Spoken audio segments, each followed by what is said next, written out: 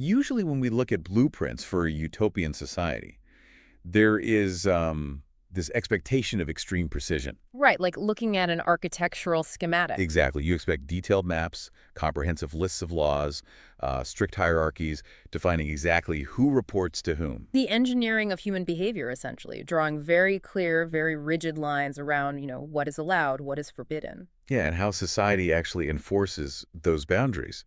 But then you look at the document we are analyzing today for this deep dive, and, well, that pristine, highly organized schematic is just completely blank. It really is. That is the exact ideological landscape we're standing in right now. We're looking at a blueprint from March of 2018, authored by a figure named Su Feng. Right. And it outlines this 1,000-year era of human harmony by deliberately, almost aggressively outlawing every single label we use to organize ourselves. Which creates an immediate friction, right? When a text explicitly claims a group is, quote, not a religion, not a political organization, and not even a social group. Your brain just kind of short circuits. Exactly. The human brain short circuits trying to categorize it. Now, this text, which is titled, Please Understand the Nature of Lifechanyuan, contains some incredibly sweeping, absolute spiritual claims. Really does. So let's establish some ground rules up front.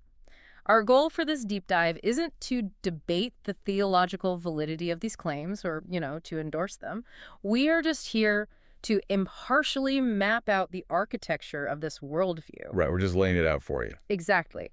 The guiding question today is, how does a movement actually structure itself when it claims to belong to no country, no culture, and according to the text, not even to human beings? Okay, let's just unpack this because I'm looking at the central paradox right at the start, and it is a massive one. Yeah, it's glaring. Su Feng claims that within this group there are 0 religious rituals, 0 rules, and 0 commandments. Right.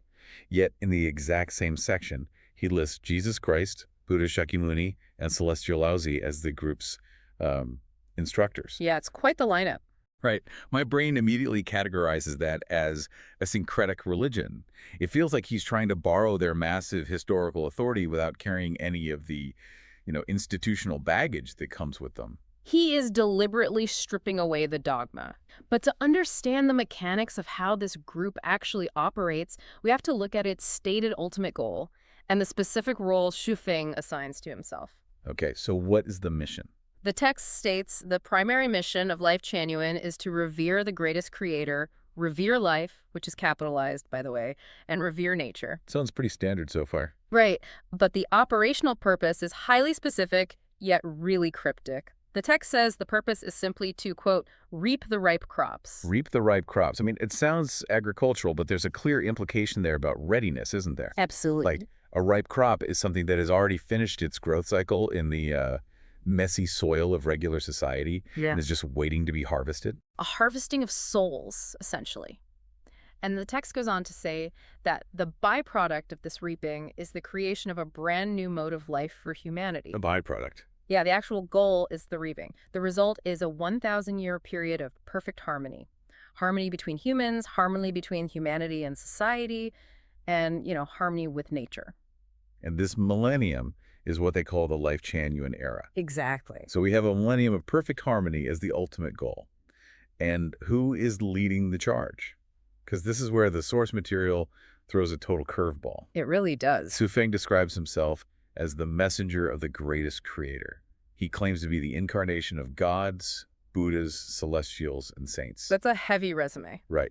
You read that, and you completely brace yourself for his official title to be like supreme leader or high prophet or something. For sure. But his official title in the text is simply tour guide. It is such a profound deflection of traditional power. It really is. Think about the imagery of a tour guide. You picture someone wearing a bucket hat, holding a little neon flag, pointing out statues on a walking tour of Rome. Yeah, and to your left is the Trevi Fountain. Exactly. But the destination here isn't the Colosseum.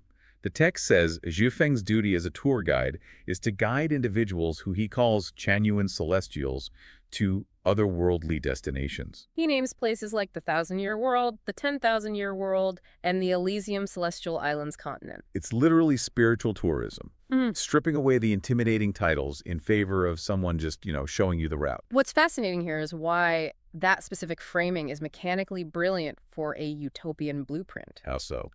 Well, despite claiming the ultimate divine authority being an incarnation of saints and gods, Shufeng actively rejects institutional leverage. The text explicitly states that as the tour guide, Shufeng doesn't reward anyone. He doesn't punish anyone. He doesn't even consciously try to cultivate anyone. So there's no VIP access pass he's handing out to his favorites. Nope. And there's no, like, excommunication if you annoy him. None. He leaves the judgment of right and wrong entirely up to the greatest creator, and the assessment of merits and faults up to the Tao, or the natural way of the universe. Wow. By framing himself merely as a guide, he completely removes the human bottleneck of justice and discipline that usually corrupts human organizations over time. Because, I mean, a tour guide doesn't throw you in jail if you wander off the path. Right, you just miss the sights. The consequences are entirely natural and self-inflicted. But wait, if Shufeng refuses to punish anyone and imposes absolutely zero rules, my immediate thought is, how does this not devolve into pure anarchy? That's a fair question. You can't just have thousands of people doing whatever they want and call it a 1,000-year harmonious era. And that leads directly to what the text calls holographic management, or the rule of Tao. And Shufeng is very careful to define this by contrasting it with systems that govern the modern world. Okay, so what is it not? He explicitly says this is not the rule of a legal system, like you see in the United States. It is not the rule of men, like in China. And it is not the combination of politics and religion, like in Iran. So let's break those down. The rule of law, like in the U.S., relies on thousands of pages of text, lawyers, loopholes, and courts. Right. The rule of men relies on relationships, hierarchy, and human enforcement. Shufeng is saying the rule of Tao avoids all of that.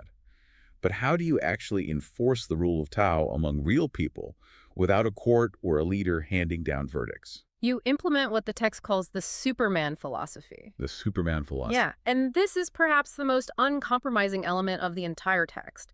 Lifechanyuan refuses to cooperate, consult, or debate with anyone. Wow, zero debate. The Superman philosophy operates on a strict, absolute binary. The text lays it out as follows. Either you listen to me and you completely obey me, or I listen to you and I completely obey you. So what does this all mean for the listener? It is a total rejection of the very idea of consensus. Yes, exactly. Let me translate this Superman philosophy into a scenario you've probably lived through.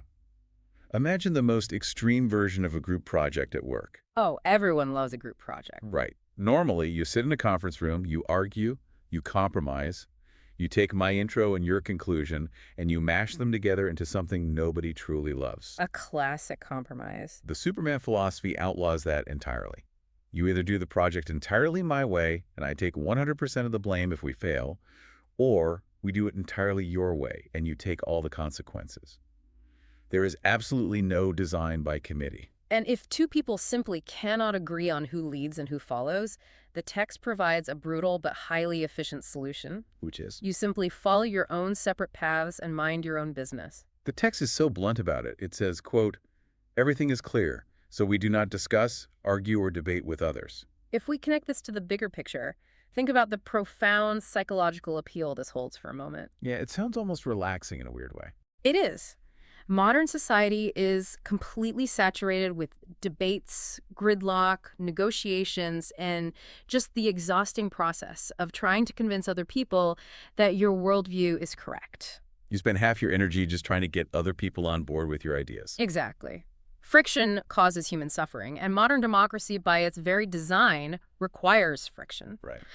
This text introduces an architecture built purely on absolute volunteerism. You are explicitly told not to try to persuade anyone.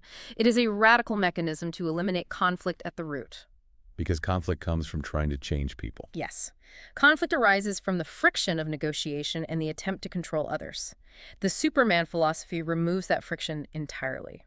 So if you resonate with the tour guide's path, you stay and follow, absolutely. Yep. And if you don't resonate, you leave and mind your own business, absolutely. There is no murky middle ground where resentment can grow. By destroying the concept of compromise, they paradoxically attempt to manufacture perfect peace. That is mind-bending. Yeah. But it also raises a massive logistical red flag for me. Absolutely. A philosophy that absolutely refuses to negotiate, refuses to compromise, and refuses to cooperate with any government, religion, or political party. How does a group like that exist in the physical world without constantly crashing into society? It's bound to happen. Right. If you refuse to compromise, eventually you're going to bump into someone else's laws, zoning boards, or, I don't know, neighborhood associations. Which is exactly why they do not operate in the physical public square. The answer to your logistical question lies in their strictly digital footprint. The internet. Yes, the text states that the internet is the exclusive center and bridge for Lifechanyuan. Here's where it gets really interesting. You have this highly ethereal, almost ancient-sounding mission, right? They want to reap ripe crops and guide souls to the Elysium Celestial Islands continent. Right. But to actually execute this, they rely 100% on the most modern, worldly technological tool humanity possesses, the internet. It's a fascinating juxtaposition of the celestial and the synthetic. And the text draws very rigid boundaries around how they use that tool and how they interact with the physical world. What kind of boundaries? They explicitly state they will never do door-to-door publicity. They specifically mention they won't operate like Jehovah's Witnesses. Okay. They will not go to crowded physical spaces to preach, and they won't put up banners or slogans. They also draw a hard line on what they won't do online, too. There is no purely profit-oriented business. They aren't trying to sell you a premium subscription to enlightenment. No paywalls for the Tao. Exactly. There are no mysterious or magical activities, so no digital seances or supernatural parlor tricks, and absolutely no anti-government or anti-social actions. They basically just want to exist as a digital monastery. A digital monastery is an incredibly apt way to conceptualize it. And this environment is designed to cultivate a very specific type of member. Which leads us to their definition of success. Right, which is completely surprising. This text is intensely, almost aggressively, anti-elite. I mean, think about your own day-to-day life and the conditioning you constantly receive. Modern culture demands that you stand out. Always. You are bombarded with the message that you need to strive to be great, to build wealth, to become a social elite, to be a star, to leave a massive legacy. And the text explicitly says Lifechanyuan does not encourage any of that. It even goes so far as to say it does not encourage people to glorify their ancestors. Which is wild. This raises an important question. Severing the tie to ancestral legacy is a massive departure from traditional cultural values, particularly in societies where honoring one's lineage is the absolute bedrock of morality. So what do they replace it with? They replace all of those worldly ambitions with a focus purely on internal cultivation. They only seek to cultivate people to possess truth, goodness, beauty, love, faith, and honesty. And the daily life of a member, a Chanyuan Celestial, is stripped down to just 3 specific tasks. Just 3. Task 1. Pay back your debts and end your worldly ties. Task 2.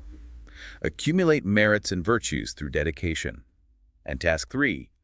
Improve your quality to go to heaven. Notice the internal, almost invisible nature of those tasks. That first one is the real stumbling block, though. End your worldly ties. It's asking you to essentially vanish from the rat race. Completely vanish. But here's the paradox I'm stuck on.